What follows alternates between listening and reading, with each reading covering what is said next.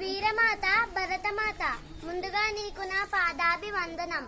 అమ్మ భరతమాత, నీ ఒడిలో బుడిబుడి నడకలు నేర్చుకొని చక్కని నడవడిక అలవర్చుకొని ఎదిగిన వారెందరో, ఎదుగుతున్న వారెందరో, ఎదగబోయేవారు మరెందరో, అందరినీ ఒకేలా ఆదరిస్తున్న భారతమాత, నేనమ్మా నీ బిడ్డను రుద్రమాదేవిని. సులక్షణంగా వివక్ష లేని క్రమశిక్షణతో రాజుల వంటి వీరత్వములో ధీరపుత్రికగా పెంచారు మా తండ్రి గౌరవనీయులు గణపతి దేవులు.